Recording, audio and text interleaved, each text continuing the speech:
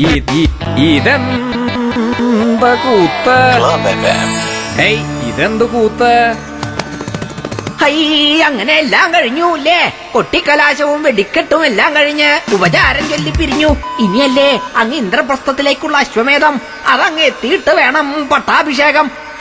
അതിപ്പോ ഇലക്ഷനിടയിലും അത്യാവശ്യം പട്ടാഭിഷേകമൊക്കെ ഉണ്ടായിരുന്നല്ലോ. പട്ടാഭിഷേകത്തിന്റെ കാര്യം പറഞ്ഞപ്പോഴാണ് മഹാനായ മൗനശ്രീമാൻ മൻമോഹനാനന്ദൻ അമ്മ തമ്പുരാട്ടിയുടെ അനുവാദത്തോടെ കിരീടമിറക്കി വെച്ചാല് പിന്നെ ആര് രാജ്യം ഭരിക്കുമെന്ന കാര്യത്തിലാണ് ചാക്യാർക്കൊരു സന്ദേഹം.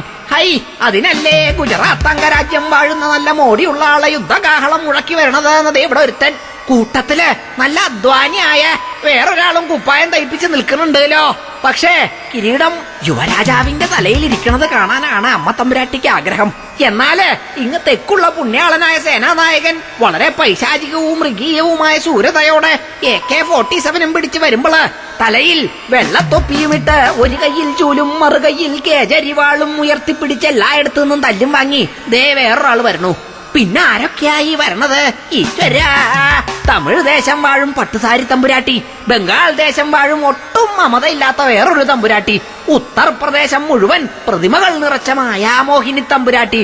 കഴിഞ്ഞില്ലാട്ടോ ചരിത്രപരമായ വിഡ്ഢിത്തങ്ങൾ. ഇനി ആവർത്തിക്കില്ല എന്നും പറഞ്ഞുകൊണ്ട് PBയിലെ റെഡ് ബെൽറ്റ് കരാട്ടേക്കാരനും മഹാരാഷ്ട്രം വാഴുന്ന അത്യാവശ്യം പവറുള്ള വേറെ ഒരു അംഗരാജാവും.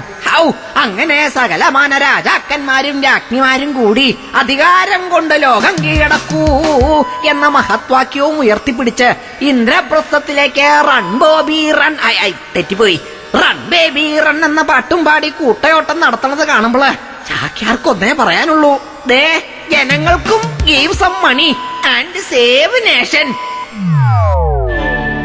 ഇതെന്ത് കൂത്ത്?